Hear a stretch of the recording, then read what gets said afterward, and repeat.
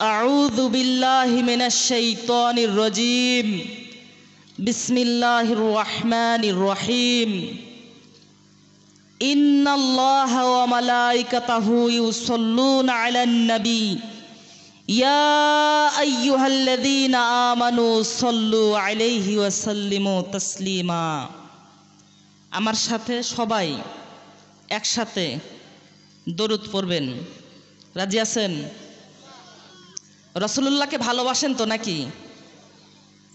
দরুদ পড়বেন তো? আমার সাথে সবাই আমরা একসাথে দরুদ ইব্রাহিম পাঠ করব। আল্লাহুম্মা সাল্লি আলা মুহাম্মাদ ওয়া আলা আলি মুহাম্মাদ কামা সাল্লাইতা আলা ইব্রাহিম ওয়া আলা আলি ইব্রাহিম ইন্নাকা হামিদুম মাজিদ। اللهم بارك على محمد وعلى آل محمد كما باركت على إبراهيم وعلى آل إبراهيم إنك حميد مجيد। আলহামদুলিল্লাহ, সমস্ত প্রশংসা মহান আল্লাহ তাআলার জন্য, যিনি আজকে আমাদেরকে একটি দ্বীনি পরিবেশে বসার এবং কোরআন হাদিস থেকে কিছু কথা শোনার তৌফিক দান করেছেন। এই জন্য সবাই বলি আলহামদুলিল্লাহ। আপনারা মনে হয় খুশি না, এই জন্য আলহামদুলিল্লাহর আওয়াজ এত অল্প কেন? আপনারা খুশি না? দেখেন, আজকের এই দিনে এই সময়ে অনেক মানুষ নানান রকম খারাপ কাজে লিপ্ত আছে না? আমরা কি কোনো খারাপ কাজে এসেছি? আমরা কিসের মহাব্বতে এসেছি? কোরআনের মহাব্বতে। আবার আমাকে দেখার জন্য আসেন নাই তো? আমাকে দেখার জন্য আসেন নাই? আমরা আসছি কোরআনের মহাব্বতে। কিসের মহাব্বতে? কোরআনের মহাব্বতে এসেছি। তো আমি ছোট্ট মানুষ, অল্প জ্ঞান আমার ওই রকম জ্ঞান নাই। আমি তালবে এলেম মানুষ। কোরআন হাদিস থেকে কিছু কথা বলবো, আপনারা শুনবেন তো? কোরআনের মহাব্বতে রাজি আছেন তো শুনতে? একটা তাকবীর হয়ে যাক, লিল্লাহে তাকবীর। আল্লাহ তাআলা আমাদের সবাইকে কবুল করে নিক, সকলে বলি আমিন। সম্মানিত হাজিরিন, আল্লাহ তাআলা আমাদেরকে যত নিয়ামত দান করেছেন, আমরা যদি সারা জীবন শুকরিয়া আদায় করি তবু শেষ হবে না। প্রথমত জন্মসূত্রে মুসলিম। কোন সূত্রে মুসলিম? জন্মসূত্রে মুসলিম। ইসলামের জন্য কোনো কষ্ট করতে হয় নাই, জন্ম থেকেই দেখতেছি মুসলমান। কথা বলেন ঠিক কিনা? শুকরিয়ার দরকার আছে না নাই?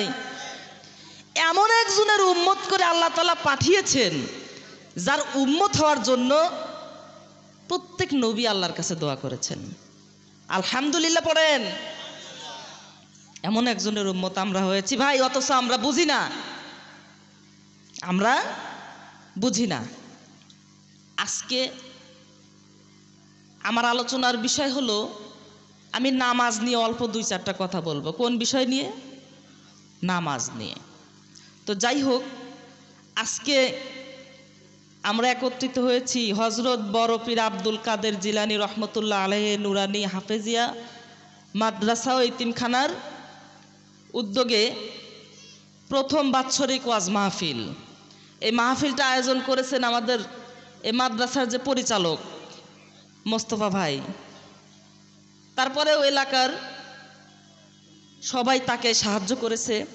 তো আজকের এই মহতি জালসার সভাপতি, মাদ্রাসার ছাত্র শিক্ষকগণ, আজকের এই মাহফিলে যারা প্রত্যেকে পরিশ্রম দিয়েছেন, আমার সেই ভাইয়েরা, মাথার তাজ ওলামায়ে কেরাম, আমার সামনে উপবিষ্ট মুসল্লিগণ, পর্দার অন্তরালে সম্মানিত শ্রদ্ধেয়া মা ও বোনেরা, সকলকে জানাই আমার পক্ষ থেকে আন্তরিক মোবারকবাদ।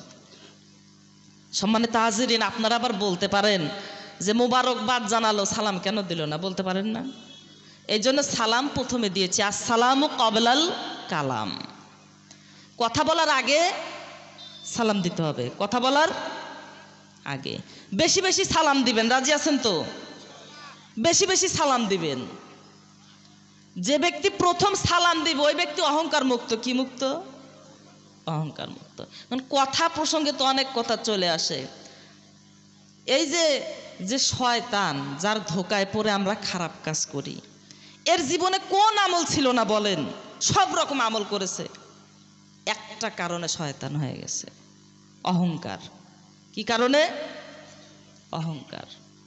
আমি আদমকে সেজদা করব না। কত খারাপ জিনিস অহংকার, বুঝতে পেরেছেন? এই জন্য যে ব্যক্তি প্রথমে সালাম দেয় ওই ব্যক্তি অহংকার মুক্ত। আমরা সালাম দিব কি দিব না? যাকে দেখব সালাম দেব, এবং শুদ্ধভাবে সালাম দেওয়া যাবে তো? আমার সাথে একটু বলেন, আসসালামু আলাইকুম। অনেকে বলে আসসালামু আলাইকুম, বলে না? না, আসসালামু আলাইকুম এইটুকুই তো শুদ্ধ হয় না, শুদ্ধ করে দিতে হবে। তো যাই হোক, সম্মানিত হাজিরিন, আজকে যে কথা বলছিলাম যে আমি নামাজ নিয়ে আলোচনা করব। কেন জানেন? আল্লাহ তাআলা, আমি বেশি না একটা আয়াতের ব্যাখ্যা দেব। কয়টা আয়াতের? একটা। আল্লাহ তাআলা কোরআনুল কারীমের মধ্যে বলে দিলেন, ইন্নাস সালাতা তানহা আনিল ফাহশাই ওয়াল মুনকার। নিশ্চয়ই নামাজ সকল খারাপ কাজ থেকে মানুষকে বিরত রাখে। শুধু এমনি এমনি বলে নাই, ইন্না বসাইছে, নিশ্চয়। তো আল্লাহ তাআলা যদি কোনো কথা বলেন, তিনি কি মিথ্যা বলেন? মিথ্যা বলেন? তো আল্লাহ তাআলা বললেন যে নিশ্চয়ই নামাজ সমস্ত খারাপ কাজ থেকে বিরত রাখে। তো আমরা নামাজও পড়ি, খারাপ কাজও করি। কথা বলেন ঠিক কিনা? আমার কথা বোঝা যায়? আলোচনা চলবে। এখন কি আর ভয় আছে নাকি? কথা বলেন। তো যাই হোক, আমরা নামাজও পড়ি, খারাপ কাজও করি। নামাজও পড়ি, মিথ্যাও বলে, নামাজও পড়ি, সুদও খাই। আপনাদের এইদিকে হয়তো নাই, কিন্তু আমাদের সিরাজগঞ্জ তারাশে আছে যে হজ করে এসে সুদে টাকা লাগায়। কথা বুঝতে পেরেছেন? 5 ওয়াক্ত নামাজও পড়ে।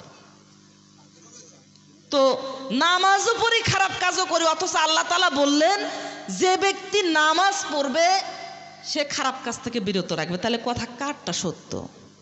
অবশ্যই আল্লাহ তাআলার কথা সত্য। তাহলে কাজে কেন হচ্ছে না? এর কারণ একটা, বেশি না। কয়টা কারণ? একটা। আমরা নামাজ পড়ি, সালাত আদায় করছি, কিন্তু বুঝে পড়ি না। কি করি না? বুঝে পড়ি না যে কি পড়তেছি, আমি তো জানি না। নামাজ পড়ি, অর্থ জানি না। নিয়ত যে করলাম, দেখেন নামাজের অর্থ কি? মুখ ফেরানো, মুতাওয়াজ্জা হওয়া। একজন ব্যক্তি নামাজ পড়তেছে, সে জানতেছে না যে আমি কোন ইবাদত করতেছি। আমরা যখন আল্লাহু আকবার বলি, হাত এই যে কানের সাথে লাগে না? লাগে না? এর মানে কি? এই যে কানের সাথে হাত লাগে মানে কি? নত হচ্ছে, কানে হাত দিচ্ছি। নামাজের মধ্যে এদিক ওদিক তাকানো যাবে? যাবে না। যখন সানা পড়বো, কেরাত পড়বো, সেজদার দিকে তাকিয়ে থাকতে হবে, অন্য কোনো দিকে তাকানো যাবে না। কোন ইবাদত করছি আমরা জানি না। দেখেন, আমরা সানা তো সবাই পারি নাকি? যারা নামাজ পড়ি সবাই সানা পারি না? প্রথমেই যে পড়ছি সুবহানাকা আল্লাহুম্মা বিহামদিকা ওয়া তাবারাকা ইসমুকা ওয়া তাআলা জাদ্দুকা ওয়া লা ইলাহা গায়রুক। সানা পড়তেছি কিন্তু জানি না আর মানে কি। কথা বলেন ঠিক কিনা? তা আমরা বাঙালি, আমি যদি মানে না জেনে পড়ি তাহলে কি আমি কিছু বুঝবো?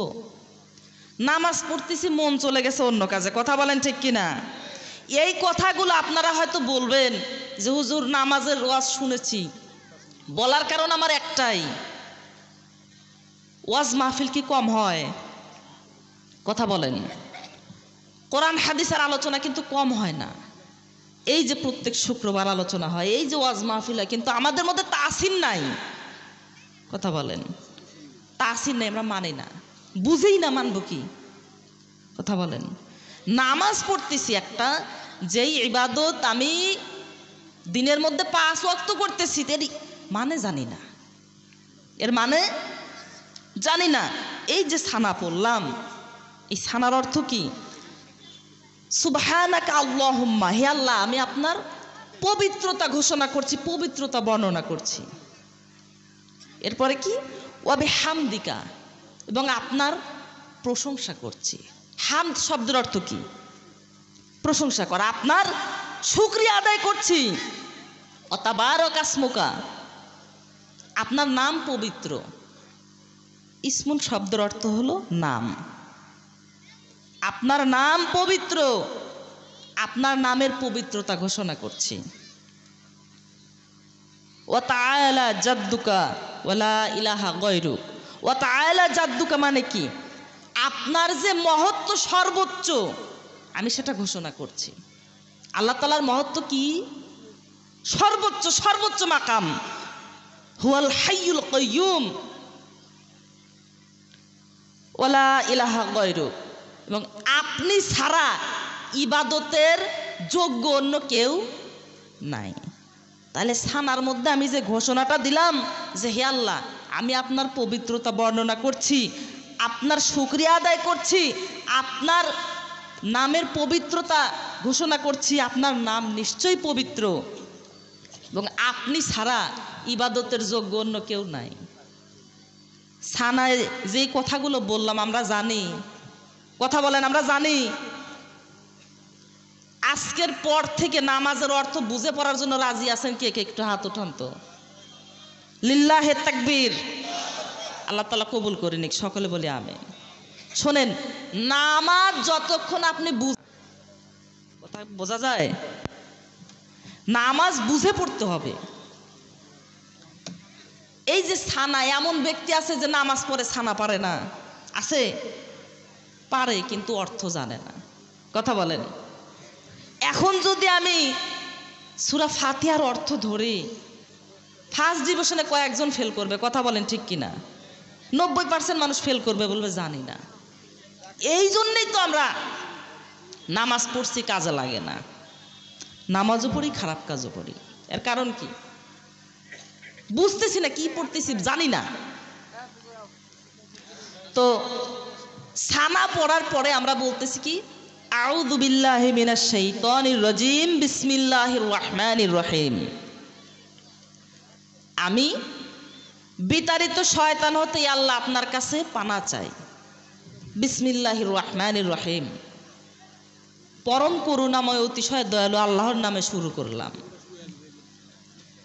এরপরে আমরা সূরা ফাতিহা পড়ি। প্রত্যেক নামাজে, প্রত্যেক রাকাতে যেই সূরাই পড়েন, সূরা ফাতিহা মাস্ট বি পড়তেই হবে। সূরা ফাতিহা না পড়লে নামাজ হবে? কথা বলেন, নামাজ হবে? আচ্ছা, আলোচনা কি খারাপ লাগতেছে আপনাদের? আলোচনার শেষে সংক্ষিপ্ত পরিসরে আমার জীবনী আছে, সংক্ষিপ্ত পরিসরে, বুঝতে পারছেন? আপনারা যতক্ষণ আছেন আমি আলোচনা করব ইনশাল্লাহ। কথা বোঝা যায়? আপনাদের হক নষ্ট করব না, আপনারা আছেন আমি আলোচনা করব। তো যেই সূরা প্রত্যেক রাকাতে পড়তেই হবে সূরাতুল ফাতিহা, অথচ সেই সূরার অর্থ আমরা জানি না। কথা বলেন ঠিক কিনা? সূরা ফাতিহার অর্থ জানি? জানি না। এই অর্থ বুঝি না জন্যই নামাজে মন থাকে না। আজ থেকে বুঝে পড়বেন। কি করবেন? বুঝে পড়বেন। কোরআন কেন? কোরআন বুঝে পড়ার জন্য। কোরআন যদি আপনি না বোঝেন, আপনি মানবেন কি? কথা বলেন। কোরআন যদি ভাই না বোঝেন, মানবেন কি? তো সূরা ফাতিহার মধ্যে কি বলছি? আলহামদুলিল্লাহি রাব্বিল আলামিন, হে আল্লাহ আমি আপনার প্রশংসা করতেছি। রাব্বিল আলামিন, যিনি সারা বিশ্বের প্রতিপালক, শুধু আমার আপনার মালিক না। এই কথা খারাপ লাগতেছে? আলহামদুলিল্লাহি রাব্বিল আলামিন, ওই স্রষ্টার প্রশংসা করতেছি যিনি সারা বিশ্বের প্রতিপালক, শুধু আমার আপনার মালিক না, সারা বিশ্বের সব কিছুর মালিক। আর রহমানির রহিম, যিনি অতিশয় মেহেরবান এবং দয়ালু। কি মেহেরবান? অতিশয় মেহেরবান। যার মতো দয়া কারো নাই।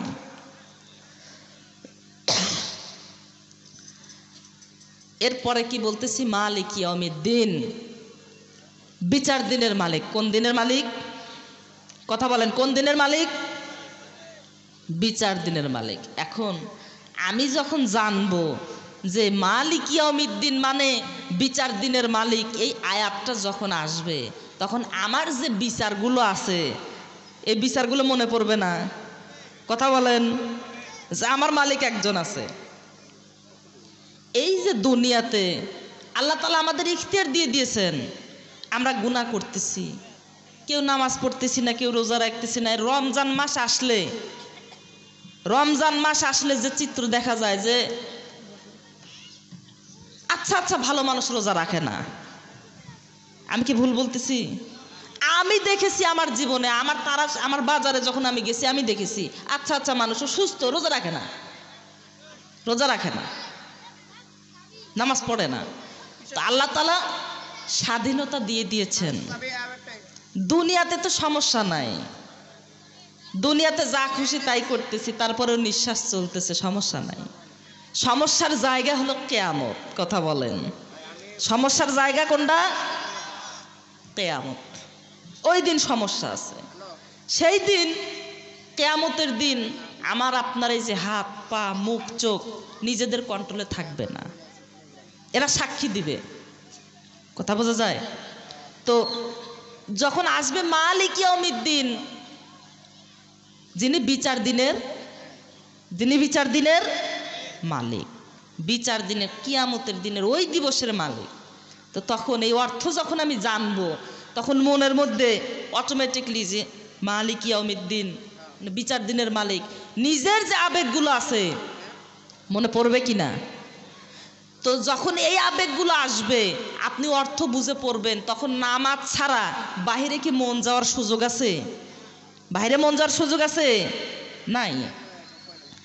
এরপরে বলতেছি, ইয়্যাকা না'বুদু ওয়া ইয়্যাকা নাস্তাঈন, নিশ্চয়ই ইয়্যাকা না'বুদু, আমরা আপনারই ইবাদত করি, ওয়া ইয়্যাকা নাস্তাঈন, এবং আপনার কাছেই সাহায্য চাই। ইহদিনা সিরাতাল মুস্তাকিম, আমাদেরকে সঠিক পথ দেখান। কোন পথ? সঠিক পথ।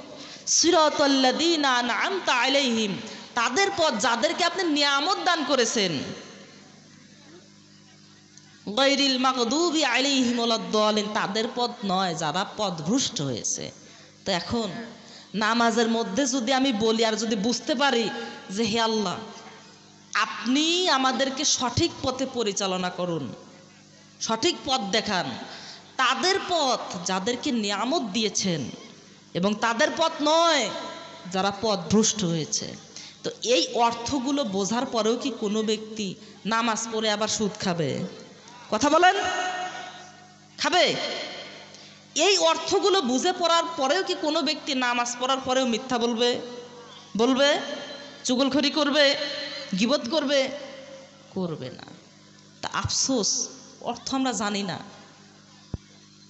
যেই সূরা 5 ওয়াক্ত নামাজে প্রত্যেকটা রাকাতে পড়তে হবে সেই সূরার অর্থই জানি না। একটা সূরা ফাতিহার অর্থ জানি না। আমরা কোন জায়গায় দাঁড়িয়ে আছি? আমরা যখন রুকুতে যাই, রুকুতে কি বলি একটু সবাই বলেন তো? সুবহানা রাব্বিয়াল আযীম। কি বলি রুকুতে? একটু বলেন না, নাকি নামাজে পড়েন না? সুবহানা রাব্বিয়াল আযীম, এর অর্থ কি? জানি না। 90% মানুষ আমরা জানি না। কথা বলেন, জানি না সুবহানা রাব্বিয়াল আযীম মানে কি, তো জানি না। যে জিনিস বুঝি না সেই জিনিস মানবো কেমনে? খারাপ লাগতেছে? আমি বাঙালি ভাই, আমি যে জিনিস বুঝি না সেই জিনিস আমি মানবো কেমনে? আমাকে জানতে হবে না? জানতে হবে। তো আমি যখন রুকুতে বলছি সুবহানা রাব্বিয়াল আযীম, এখন আযীম শব্দের অর্থ হলো পবিত্র, বড়। আমি মহান প্রতিপালকের, আমার মহান সৃষ্টিকর্তার আযীম মানে হলো মহাপবিত্র, বড়। আর সুবহানাল্লাহ মানে কি? আল্লাহর পবিত্রতা ঘোষণা করছি। সুবহানা রাব্বিয়াল আযীম, আমার মহান রবের পবিত্রতা ঘোষণা করছি। এরপরে রুকু থেকে যখন দাঁড়াচ্ছি কি বলছি একটু বলেন তো, কি বলি রুকু থেকে দাঁড়িয়ে? সামি আল্লাহু লিমান হামিদা, সামি আল্লাহু লিমান হামিদা। এর অর্থ কি? এর অর্থ কি জানি না। সামি আল্লাহু লিমান হামিদা, সামিয়া শব্দের অর্থ হলো শোনা। আমরা কান দিয়ে শুনি না, হ্যাঁ, শ্রবণ করি। সামি আল্লাহু লিমান হামিদা, যে ব্যক্তি আল্লাহ তাআলার প্রশংসা করে আল্লাহ তার কথা শোনে। আল্লাহ তার কথা শোনে মানে যে ব্যক্তি আল্লাহ তাআলার প্রশংসা করে আল্লাহ তার ওই প্রশংসা শোনেন, শ্রবণ করেন, তার কথা শোনেন। তো এরপরে বলতেছি, একটু বলেন না আমার সাথে, রব্বানা লাকাল হামদ। মন খুলে বলেন না রে ভাই, সমস্যা কি?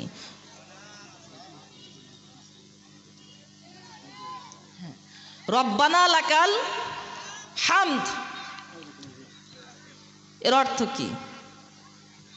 হে আমার প্রতিপালক, হে আমার রব, হে আমার আল্লাহ, সকল প্রশংসা আপনার জন্য। সকল প্রশংসা কার জন্য? আল্লাহর জন্য। তো এই অর্থগুলো আমরা জানি না, এই জন্য নামাজের মধ্যে মন থাকে না, নামাজের ভিতরে মনোযোগ থাকে না, অর্থগুলো আমরা জানি না। আজকে থেকে অর্থ জেনে বুঝে পড়বো, কথা বলেন। নামাজও পড়বো, অর্থ শিখবো। সারা জীবনে যদি অন্তত নামাজটা বুঝে পড়তে না পারে তাহলে কি করলেন, কি করলাম? এরপরে আমরা যখন সিজদায় যাই, সিজদাতে কি বলি ভাই? সুবহানা রাব্বিয়াল আলা। এর অর্থ কি? আলা শব্দের অর্থ হলো সর্বোচ্চ, বড়। আলা, আমার সর্বোচ্চ প্রতিপালকের পবিত্রতা বর্ণনা করছি। সুবহানা রাব্বিয়াল আলা,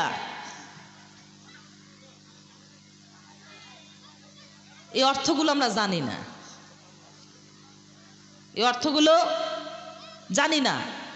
আমি যদি জানতাম, যদি আমরা জানতাম যে সিজদাতে কি বলছি, সুবহানা রাব্বিয়াল আলা, আমার সর্বোচ্চ রবের, আমার প্রতিপালকের পবিত্রতা ঘোষণা করছি, তাহলে নামাজে মনোযোগ থাকবে কি থাকবে না? থাকবে কি থাকবে না? 5 ওয়াক্ত নামাজ পড়ছি, জমিনে সিজদা দিচ্ছি, আমি 5 ওয়াক্ত হাজিরা দিচ্ছি এবং 5 বার, দিনের শুরুতে ভোরে, দুপুরে একবার, বিকালের আগে, দিনের শেষে মাগরিবে, আবার ঘুমানোর আগে, এই 5টা ওয়াক্ত 5 বার নামাজ পড়ে আল্লাহর কাছে আল্লাহকে স্বীকার করছি যে হে আল্লাহ, আমি আপনার গোলাম, আমি আপনার, কথা বলেন না কেন, আমি আপনার গোলাম, আমি আপনার দাস। 5 বার নিজেকে আল্লাহর কাছে নত করছি, দাস প্রমাণ করছি, তাকে সিজদা করছি, এরপরে খারাপ কাজ করি। কেন করি? বুঝে পড়ি না। কেন করি? কথা বলেন, কেন করি? বুঝে পড়ি না। এই যে এরপরে আমরা দ্বিতীয় রাকাতে আত্তাহিয়াতু পড়ি না, হ্যাঁ, তাশাহুদ, এর অর্থ কি? পড়তেছি আত্তাহিয়াতু লিল্লাহি ওয়াস সালাওয়াতু ওয়াত তাইয়্যিবাত, আসসালামু আলাইকা আইয়ুহান নাবিয়্যু ওয়া রাহমাতুল্লাহ, আসসালামু আলাইনা ওয়া আলা ইবাদিল্লাহিস সালিহিন, আত্তাহিয়াতু লিল্লাহি ওয়াস সালাওয়াতু ওয়াত তাইয়্যিবাত। মৌখিক স্বীকৃতি দিচ্ছি। কি মৌখিক স্বীকৃতি? দৈহিক স্বীকৃতি। কি আর্থিক? সকল ইবাদতের একমাত্র যোগ্য আল্লাহ। সকল ইবাদতের একমাত্র যোগ্য কে? কথা বলেন। সকল ইবাদতের একমাত্র যোগ্য কে? আপনি মৌখিক বলেন, দৈহিক বলেন, আর্থিক বলেন। মৌখিক কি? এই যে মুখে বলতেছি সুবহানা রাব্বিয়াল আলা, সুবহানা রাব্বিয়াল আযীম, আল্লাহু আকবার, মৌখিক দ্বারা মুখে স্বীকৃতি দিচ্ছি না। দৈহিক মানে কি? শরীরের দ্বারাই তো সিজদা করতেছি, রুকু করতেছি, কথা বলেন। এই সব ইবাদতের একমাত্র যোগ্য কে? কথা বলেন কে?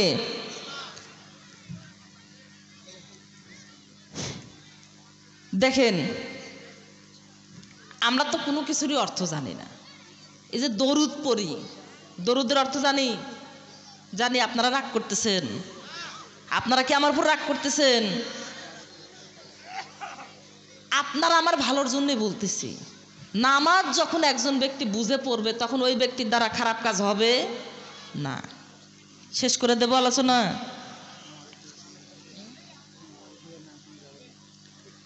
শেষে কিন্তু আমার জীবনী আছে, সংক্ষিপ্ত পরিসরে শেষে আমার জীবনীটা বলে মোনাজাত করে দিয়ে দোয়া করে তারপরে চলে যাব। আমি মুসাফির মানুষ, আমিও আপনাদের জন্য দোয়া করব, আপনারাও আমার জন্য দোয়া করবেন।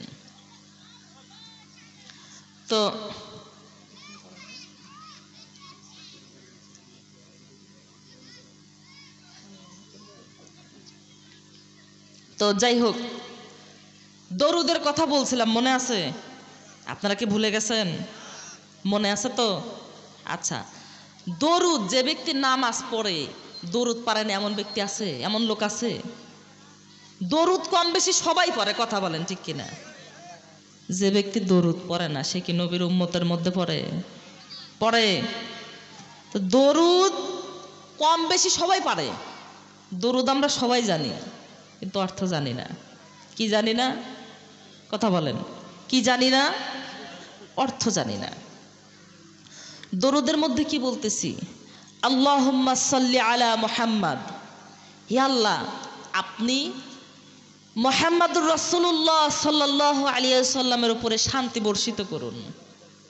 ওয়া আলা আলি মুহাম্মাদ, এবং তার পরিবারবর্গ তার বংশধরদের উপরেও শান্তি বর্ষিত করুন। কামা সাল্লাইতা আলা ইব্রাহিম ওয়া আলা আলি ইব্রাহিম, যেমনভাবে আপনি হযরত ইব্রাহিমের উপরে শান্তি বর্ষিত করেছেন এবং তার বংশধরদের উপরে শান্তি বর্ষিত করেছেন সেইভাবেই। ইন্নাকা হামিদুম মাজিদ, নিশ্চয় আপনি উত্তম গুণের আধার ও মহান। কাকে বলতেছি? আল্লাহ তাআলাকে বলতেছি। এরপরে বলতেছি আল্লাহুম্মা বারিক আলা মুহাম্মাদি ওয়া আলা আলি মুহাম্মাদ, হে আল্লাহ আপনি মুহাম্মাদুর রাসূলুল্লাহ সাল্লাল্লাহু আলাইহি ওয়াসাল্লামের উপরে বরকত নাজিল করুন এবং তার বংশধরদের উপরে তার পরিবারের উপরে বরকত নাজিল করুন। কামা বারাকতা আলা ইব্রাহিম ওয়া আলা আলি ইব্রাহিম ইন্নাকা হামিদুম মাজিদ, যেমনভাবে আপনি ইব্রাহিম আলাইহিস সালামের উপরে বরকত নাজিল করেছেন এবং তার বংশধরদের উপরে তেমনভাবে। ইন্নাকা হামিদুম মাজিদ, নিশ্চয় ইন্নাকা, নিশ্চয় আপনি প্রশংসার যোগ্য সম্মানের অধিকারী। কাকে বলছি? আল্লাহকে বলছি। অর্থ জানি না, আমরা এগুলোর অর্থ জানি না। দোয়ায়ে মাসুরার মধ্যে বলছি আল্লাহুম্মা ইন্নী যালামতু নাফসি যুলমান কাসীরা ওয়া লা ইয়াগফিরুয যুনুবা ইল্লা আনতা ফাগফিরলি মাগফিরাতাম মিন ইনদিকা ওয়ারহামনি ইন্নাকা আনতাল গফুরুর রহিম। আল্লাহুম্মা ইন্নী যালামতু নাফসি, হে আল্লাহ আমি আমার নিজের নফসের উপরে, আমি নিশ্চয়ই আমার নিজের নফসের উপরে জুলুম করেছি। কি করেছি? কথা বলেন। নিজের নফসের উপরে জুলুম করেছি, অর্থাৎ অনেক গুনাহ, অনেক গুনাহ, অনেক পাপ করেছি। এই যে নিজের নফসের উপর জুলুম করা মানে কি? নিজের নফসের উপরে আমি জুলুম করেছি এর মানে কি? যে আমি অনেক গুনাহ করেছি। কথা বোঝা যায়? আবার বোঝেন না যে নিজের নফসের উপরে জুলুম করা মানে অন্য কিছু, যে আমি নিজের নফসকে কষ্ট দিয়েছি। না, জুলুম করেছি। কিভাবে জুলুম করেছি? গুনাহ করে। কথা বলেন, কিভাবে জুলুম করেছি? গুনাহ করে। কিন্তু আপনি ছাড়া তো গুনাহ মাফ করার, আপনি ছাড়া গুনাহ মাফ আর কেউ করতে পারে না। কত সুন্দর কথা যে হে আল্লাহ আমি নিশ্চয়ই আমার নফসের উপরে জুলুম করেছি, গুনাহ করেছি, কিন্তু আপনি ছাড়া গুনাহ মাফ আর কেউ করতে পারে না। অতএব হে আল্লাহ দয়া করে আমার গুনাহ মাফ করে দিন এবং আমার প্রতি আপনি রহম করুন, সদয় হন, দয়া করেন। নিশ্চয়ই আপনি অতিশয় ক্ষমাশীল দয়ালু। গফুরুর রহিম। কোন ব্যক্তির নাম যদি সরাসরি গফুর বলা হয়, গফুর রাখা হয়, বলা যাবে না আব্দুল গফুর। সরাসরি রহিম বলা যাবে না, রহমান বলা যাবে না, বলা লাগবে কি আব্দুর রহিম, আব্দুর রহমান। কারণ এই নামগুলো আল্লাহ তাআলার জন্য, এই নামগুলো, এই গুণের অধিকারী আল্লাহ ছাড়া অন্য কি হতে পারে? হতে পারে না। আচ্ছা বলেন তো, আমাদের কি এত দয়া আছে? আছে। সামান্য কিছু হলে সেটা আমরা ধরে রাখি আর বলি কিয়ামতের দিন আমি ধরে রাখবো। কথা বলেন, এত দয়া আছে আমাদের? আর এমন মালিক পেয়েছি, এত গুনাহ করি, তারপরেও যখনই সেজদায় লুটিয়ে পড়ে বলি যে আল্লাহ আমাকে মাফ করে দাও, আমি ছাড়া তোমার অনেক বান্দা আছে, কিন্তু তুমি ছাড়া আমার যাওয়ার জায়গা নাই, মালিক নাই, সাথে সাথে মাফ করে দেয়। সুবহানাল্লাহ পড়েন। এত দয়া, অথচ আমরা মালিককে চিনি না। কথা বলেন, এত দয়া অথচ আমরা মালিককে চিনি না। অনেকে বলে যে দোয়া করি, দোয়া কবুল হয় না। কথা বলেন, কিভাবে দোয়া করেন ভাই? কিভাবে দোয়া করি? আল্লাহ তাআলার নাকি যখন কেউ তার কাছে কিছু চায়, তাকে ফিরিয়ে দিতে আল্লাহ তাআলা লজ্জা পান। কি পান? লজ্জা পান। আল্লাহর কাছে দোয়া করতে হবে, দোয়া করার সময় নিজেকে ছোট করেন, নিজেকে বারবার ছোট করেন, বলেন ইয়া আল্লাহ আমি গুনাহগার, আমি গুনাহগার, আমার জীবনে কোনো সবত বান্দা তোমার আর নাই, তোমার অনেক ভালো ভালো বান্দা আছে, কিন্তু আমি গুনাহগার, তুমি ছাড়া আমার যাওয়ার মতো কোনো জায়গা নাই, তুমি কি আমাকে মাফ করবে না? সম্মানিত হাজিরিন, নবী রাসূলরা বারবার বিপদে পড়েছেন, তারা ধৈর্য হারা হন নাই, তারা আল্লাহ তাআলার কাছে কখনো অভিযোগ দেন নাই। আপনার ওজর কত বড়! হযরত আইয়ুব আলাইহিস সালামের সারা শরীরে পোকা, জিহ্বায় যখন পোকা ধরে গেল, তখন তিনি আল্লাহ তাআলার কাছে দোয়া করলেন, বলেন আল্লাহ তুমি তো রহমান, তুমি তো গফুরুর রহিম, এই জিহ্বা দিয়ে আমি তোমার ইবাদত করি, এই জিহ্বাতেও যদি পোকা খেয়ে ফেলে, পোকা ধরে, আমি তোমার ইবাদত করব কিভাবে? তোমার ইবাদত করার জন্য তুমি আমাকে শেফা দান করো। অভিযোগ জানান নাই, অভিযোগ জানান নাই। আমরা কি করি? একটু কিছু হলেই অভিযোগ জানাই। কথা বলেন ঠিক কিনা? আল্লাহ তাআলার কাছে এইভাবে দোয়া করতে হবে, আল্লাহ দোয়া অবশ্যই কবুল করবে। কেন দোয়া কবুল হবে না? আসলে আমাদের দোয়া করার সিস্টেম ভুল। কথা বলেন, দোয়া করার সিস্টেম ভুল। কষ্ট হয়, নামাজ পড়ি, নামাজের অর্থ বুঝি না, নামাজ পড়তেছি এই দিক দিয়ে ওই দিক দিয়ে মিথ্যা কথা বলতেছি, মসজিদের মধ্যে ঢুকলেই ছটফট করে। কথা বলেন ঠিক কিনা? কখন বের হবে, কত তাড়াতাড়ি নামাজ শেষ হবে, ওই যে মহাব্বত নাই। কথা বলেন, মহাব্বত নাই। আমাদের মহাব্বত চলে যায় বাজারে। কথা বলেন ঠিক কিনা? আমাদের মহাব্বত গুলো চলে যায় বাজারে, চাষ চলে, মসজিদে মহাব্বত নাই। কারণ ওই যে বুঝি না, তো বুঝি না। পৃথিবীতে একটাই জন্তু, একটাই সৃষ্টি, আশরাফুল মাখলুকাত, একটাই সৃষ্টি আল্লাহ তাআলার জগতে, যেই সৃষ্টি নিজের ভালো বোঝে না, নিজের খারাপ করতে যা করতে হয় সব করে। কথা বলেন ঠিক কিনা? নিজের খারাপ করতে মানুষ যা যা করতে হয় সব করে। নিজের শরীর মোটা করে ফেলে, নিয়ম মানে না, সকাল সকাল ঘুম থেকে ওঠে না, রাত্রিতে দেরি করে ঘুমায়, নিজের শরীর নষ্ট করতে যা করতে হয় সব করে। নিজের লিভার পচায় ফেলায়, কোনো নিয়ম মানে না। নিজের ভালো আমরা বুঝি না। তো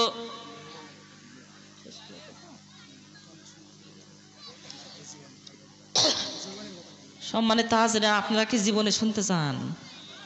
জীবনে না হয় বাদ থাক, জীবনটা বাদ থাক, বলতে হবে, বলবো ইনশাল্লাহ। আপনাদের নাগেশ্বরীতে আমি এর আগেও এসেছি, উত্তরবঙ্গের লোকজন ভালো, এর আগেও এসেছি। তো যারা দাঁড়িয়ে আছেন, একটু যদি কষ্ট করে বসতেন আমি খুব খুশি হতাম। অনেক জায়গা আছে, একটু যদি কষ্ট করে বসতেন আমি খুশি হতাম।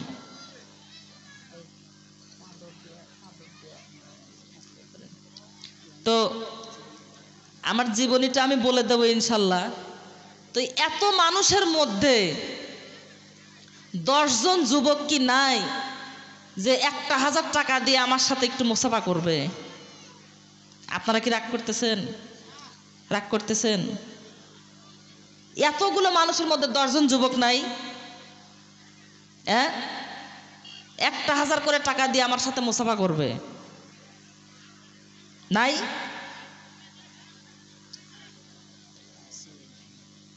কই আসেন, 10 জন, আমি বেশি চাই নাই, অনেক মানুষ আছে, শুধু 10 জনকে চাইছি, 10 জনকে চাইছি। নাগেশ্বরীর লোকজন কিন্তু গরিব না, আপনারা এই আচরণ করেন না, উন্নত এলাকা। আপনাদের এদিকে কি বর্ষা হয়? বর্ষা হয়? শোনেন, এই যে আমরা ফসল ফলাই, কার নিয়ামত, এক এক বছর দেখা যায় যে এক এক রকম হয়। কত বছর দেখা যায় এক এক বছর এক এক ফসল মার খায়, খায় না? আমাদের ওইদিকে গত বছর 90 ধান, চেনেন? চেনেন? 90 ধান মার খেয়েছে, মানে খুব ফলন খারাপ হয়েছে। কার দান? কার দান? আল্লাহর দান। তো যাই হোক, আপনারা তো গরিব এলাকার লোক না, 10 জন, বেশি না, 10 জন। আমি কালেকশন করিও না, করতে পারিও না, 10 জন মানুষকে চাইছি, 10 জন যুবককে চাইছি। নাই? 10 জন যুবক নাই আমার সাথে মুসাফা করার মতো? নাই? হ্যাঁ, আচ্ছা, 500 করে দেওয়ার মতো 10 জন নাই? 500 লেস করে দিয়েছি, মাইনাস 500, মাইনাস 500 কমিয়ে দিয়েছি, 500 করে দিয়ে 10 জন যুবক নাই 500 টাকা করে দেওয়ার মতো? নাই? হ্যাঁ, জালেম নিপাত হওয়ার পরেও যদি 10 জন ব্যক্তি না বাড়ায়, তাহলে এর মতো কষ্ট আছে? কথা বলেন, এর মতো কষ্ট আছে? রংপুরের লোক তো বীর, রংপুরের লোক বীর, 10 জন ব্যক্তি নাই? রাহুল সিদ্দিকী, পূর্ব নাম ছিল মোসাম্মদ খাদিজা খাতুন, আলেমা।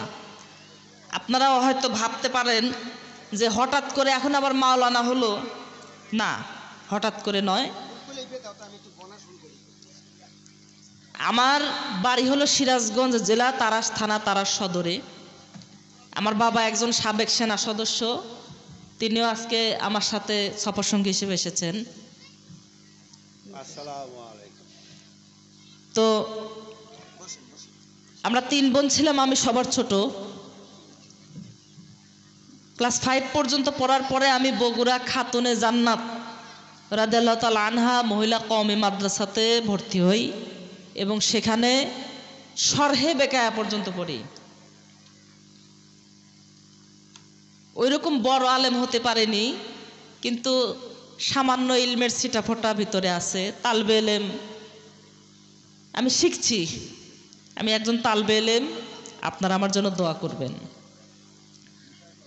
তো আমার জীবনে দীর্ঘ 9টা বছর আমি খাস পর্দা করেছি। পর্দা তো পর্দায়, কিন্তু খাস পর্দা কাকে বলে? যে পর্দা কারোর সাথে দেখা করে না, মাহরাম ব্যতীত গয়রে মাহরামের সাথে যারা দেখা করে না, এটাকে বলা হয় খাস পর্দা।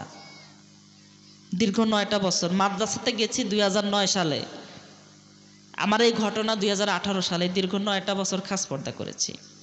তো এর মধ্যে মাদ্রাসাতে পড়া অবস্থাতে এসএসসি পাশ করার জন্য, মানে শুধু সার্টিফিকেট নেওয়ার জন্য, তো তখন তো সার্টিফিকেটের এরকম ঘোষণা ছিল না। স্কুলে বলবো বাবা, সব বলবো, সব বলবো, বলবো, থামেন, এত অস্থির হলে হবে না। জীবনী শুরু করছি, বলবো ইনশাল্লাহ, থামেন, আমাকে শেষ করতে দেন। তো স্কুলে ভর্তি হই, তারা গার্লস স্কুলে, এসএসসি পরীক্ষা দেওয়ার জন্য। 2015 সালে এসএসসি পরীক্ষা দেই, রেজাল্ট আসে জিপিএ 5। মাদ্রাসাতেও পড়েছি, বোর্ড পরীক্ষা দিয়েছি, মুমতাজ পেয়েছি। তো এরপরে স্কুলে পড়েছি, তখনও পর্দা। তারাস মহিলা ডিগ্রি কলেজে ভর্তি হই এবং 2017 সালে এসএসসি পরীক্ষা দেই। এরপর ঢাকার একটি প্রাইভেট বিশ্ববিদ্যালয়ে ভর্তি হয়েছিলাম টেক্সটাইল ইঞ্জিনিয়ারিংয়ে। তো তখন প্রথম সেমিস্টারেই ওই অবস্থাতেই আমার এই যে ঘটনাটা ঘটে 2018 সালে। 2018 সালের 30শে মার্চ হঠাৎ করে। তো এটা ঘটার পরে ডাক্তারের শরণাপন্ন হই এবং ওই সময় আমার মনে হয় যে আমি কোনোদিন স্বপ্নেও এত মানুষ দেখি নাই, যে আমার রুহের সাথে যে এত মানুষের দেখা হয়েছে এই ঘটনার পরে। যখন এটা ফ্ল্যাশ করা হলো, প্রকাশ করা হলো, আমার বাড়িতে, বাড়ির আশেপাশে দাঁড়ানোর মতো কোনো জায়গা নাই, লাখ লাখ হাজার হাজার মানুষ। 9টা পত্রিকাতে পেপারিং হয়েছিল। তো এই ঘটনার পরে আগে তো বিয়ে হয় নাই, ছোট ছিলাম, 3 বোনের মধ্যে আমি ছোট ছিলাম, লেখাপড়া করছিলাম। তো এই ঘটনা ঘটার পরে তখন আবার মানুষের নানান জনের নানান প্রশ্ন, নানান কথা। শোনেন, সমাজের মানুষের কথায় কখনো কান দিবেন না। মানুষের কথায় কান দিবেন, আপনার হালত হবে আবু তালেবের মতো। কথা বোঝা যায়? আবু তালেব রাসূলুল্লাহকে যেই ভালোবাসা বেসেছে, সারা পৃথিবীর মুসলমানের ভালোবাসা এক জায়গাতে করলেও আবু তালেবের মতো ভালোবাসা হবে না। নিজের সন্তান হযরত আলীকে নিচে রেখে মুহাম্মদুর রাসূলুল্লাহকে বুকের সাথে জড়িয়ে আমার ইতিম ভাতিজা এক জায়গায় নিজের কাছে রেখেছেন, যেই মহাব্বত করেছেন। মৃত্যুর সময় রাসূলুল্লাহ বলেছেন যে চাচা, কারো সামনে বলতে হবে না, আপনি আমার কানে কানে কালেমা পড়েন। তখন তিনি বলেছিলেন যে বাবা, তোমাকে লালন পালন করেছি, এখন যদি তোমার ধর্মে দাখিল হই, আমার গোত্রের লোকেরা বলবে যেই ছেলেকে লালন পালন করলো তারই ধর্ম গ্রহণ করলো। লোক লজ্জার ভয়, সমাজের মানুষের কথার ভয় করেছিল। কথা বোঝা যায়? তো এরপরে সাহাবায়ে কেরাম বলেছিল যে ইয়া রাসূলুল্লাহ, মৃত্যুর সময় আমরা তাকে, একজন সাহাবা বলছে আমি তাকে মুখ নড়াতে দেখেছি, আমার মনে হলো সে কালেমা পড়েছে। তখন রাসূলুল্লাহ বললেন আমি শুনি নাই। কথা বোঝা যায়? রাসূলুল্লাহ বললেন আমি শুনি নাই। তিনি কিন্তু বলেছিলেন আমাকে কানে কানে, চাচা আপনি আমার কানে কানে বলেন, কারো সামনে বলতে হবে না, শুধু আমি সাক্ষী থাকি, কানে কানে বলেন। তো যাই হোক, কে কি বলল ওইদিকে কান দিবেন না, নিজে সৎ পথে চলবেন, হালাল ইনকাম করবেন। কথা বোঝা যায়? হালাল ইনকাম করবেন। অনেকে ছোট কাজ করে, এই একজন যদি একটা সবজির দোকান দেয়, একটা ছোট চায়ের দোকান দেয়, অনেকে টিটকারি দেয়, দেয় না? এই লেখাপড়া করে সে চা বেচতেছে, বলে না? এটা করবেন না। সবসময় দেখবেন হালাল করতেছে না হারাম করতেছে। কথা বোঝা যায়? হালাল কাজ করতেছে কিনা এটা দেখবেন, হালাল কাজকে অ্যাপ্রিসিয়েট করবেন, উৎসাহ দিবেন। তো যাই হোক, সম্মানিত হাজিরিন, সবসময় ভালো কাজের দিকে অগ্রসর হবেন। আর মনে রাখবেন, রাসূলুল্লাহর জামানায় যে আবু জেহেল ছিল, এখন কি এরকম আবু জেহেলের বংশধর নাই? কথা বলেন। কাবিলের বংশধর নাই? আছে। ভালো মন্দ, ভালো খারাপ, এই দুইটা নিয়েই দুনিয়া। খারাপের দিকে তাকাবেন না, দেখবেন না। ভালো কাজ করতে লাগবেন, শয়তান পিছে লাগবে, শয়তান পিছে লাগবে, এগিয়ে যাবেন। তো যাই হোক, তো এই ঘটনা ঘটার পরে বিয়েও করেছি। তো আমি যে টেক্সটাইলে পড়লাম, টেক্সটাইলে আমার আর লেখাপড়া করা হলো না। সবাই আমার তারাশের যারা আলেম ওলামা ছিল, আমার যে ওস্তাদ ছিল খাতুনে জান্নাতের, তিনি আর সবাই একটা কথা বলল যে বাবা, ইঞ্জিনিয়ার হতে চেয়েছিলে, ইঞ্জিনিয়ার হওয়া লাগবে না, যেই দিকে পড়েছো, মাদ্রাসাতে পড়েছো, এই দিকে পড়ো, প্রয়োজনে একটা ইসলামিক সাবজেক্ট নিয়ে তুমি অনার্স করো, একটা ইসলামিক সাবজেক্ট নিয়ে পড়ো, এইদিকে পড়ো না। সবাই নিষেধ করলো, আমারও ভালো লাগলো না। পরবর্তীতে ওখানে 1 সেমিস্টার গ্যাপ দিয়ে Bogura Pundra university of science and টেকনোলজিতে ভর্তি হই ইসলামিক স্টাডিজে 2019-এ। তো আলহামদুলিল্লাহ অনার্স কমপ্লিট করেছি। তো বিয়ে করেছি আমার এলাকাতেই। আমার স্ত্রী জেনারেল, কিন্তু এখন পর্দা করে। কথা বোঝা যায়? আমার পর্দার অন্তরালে যে মা বোনেরা আছেন, আপনাদেরকে একটাই অনুরোধ করব, মডেলিং বোরখা না, মডেলিং পর্দা না, আপনারা অরিজিনাল পর্দা করেন। একটা পর্দাশীল নারী যদি রাস্তা দিয়ে হেঁটে যায়, একটা বখাটে ছেলে তাকে সম্মান করে। কথা বলেন ঠিক কিনা? আমাদের সমাজে পর্দা নাই, আর আমরাও ভালো না, আমরাও ভালো না। কি আমার নাগেশ্বরীর ভাইরা কি ফেসবুকে বইয়ের ছবি দেয় নাকি? দেয় নাকি? এগুলো কাজ কখনো করবেন না। এগুলো কাজ বোকারা করে। কারা করে? কারা করে? বোকারা করে। এগুলো কাজ কখনো করবেন না। আপনার স্ত্রীকে আপনি কেন মানুষকে দেখাবেন? কথা বলেন। বাড়িতে পর্দার ব্যবস্থা করবেন। পর্দার ব্যবস্থা করতে লাখ লাখ টাকা লাগে না রে ভাই। কথা বোঝা যায়? লাখ লাখ টাকা লাগে না। আপনার সামান্য একটু চেষ্টাতে আপনার বাড়িতে পর্দা কায়েম হবে। বাড়িতে পর্দার ব্যবস্থা করবেন। যেই বউ, যেই স্ত্রী পর্দা করবে না, ওরকম বেপর্দা স্ত্রীর দরকার নাই। কথা বোঝা যায়? পর্দার দিক থেকে কঠোর অবস্থানে থাকবেন। আর মা বোনদেরকেও বলবো আপনারা পর্দা করবেন। পর্দা আপনার সেফটি। তো যাই হোক, আপনাদের জন্য যে কিছু আমার কাগজপাতি নিয়ে এসেছি, এগুলো একটু দেখানোর জন্য। আপনারা মাইন্ড করবেন না। এটা হলো আমার জন্ম নিবন্ধন, বার্থ সার্টিফিকেট। এটা হলো আমার এফিডেভিটের কপি।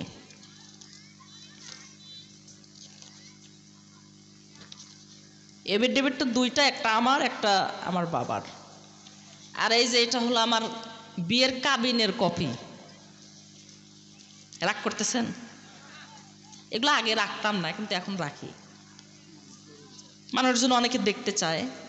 আর এইগুলো হলো, এটা হলো আমার এলাকার যে চেয়ারম্যান ছিল ওই সময়ে তাদের প্রত্যয়ন। এটা আমার কলেজের প্রত্যয়ন। আর এটা হলো আমার মেডিকেল সার্টিফিকেট। তো যাই হোক, সম্মানিত হাজিরিন, আমি বড় কোনো আলেম না, তালবে এলেম মানুষ, শিখতেছি। কোরআন হাদিস নিয়ে সামান্য একটু চর্চা করি। আমার ওই রকম জ্ঞান নাই, চেষ্টা করি কোরআন হাদিস থেকে কথা বলার। আমি যে কথাগুলো বললাম, এই যে নামাজের কথা বললাম, অনুরোধ করি আপনারা নামাজ বুঝে পড়বেন তো, বুঝে পড়বেন তো। সূরা ফাতিহার অর্থটা আপনারা একটু বুঝে পড়বেন। নামাজের প্রত্যেকটা রকম সবগুলোর অর্থ একটু বুঝে পড়বেন, তাহলে দেখবেন শান্তি পাবেন, ভিতরে শান্তি লাগবে। মোস্তফা ভাই আসে নাই? মোস্তফা ভাই আসে নাই? সে কই? ডাক দেন, মোস্তফা ভাইকে ডাক দেন। তো সম্মানিত হাজিরিন, দোয়া করে দেব। সবাই একটু দরুদ পড়ি। আল্লাহুম্মা সাল্লি আলা মুহাম্মাদ ওয়া আলা আলি মুহাম্মাদ কামা সাল্লাইতা আলা ইব্রাহিম ওয়া আলা আলি ইব্রাহিম ইন্নাকা হামিদুম মাজিদ। আল্লাহুম্মা বারিক আলা মুহাম্মাদ ওয়া আলা আলি মুহাম্মাদ কামা বারাকতা আলা ইব্রাহিম ওয়া আলা আলি ইব্রাহিম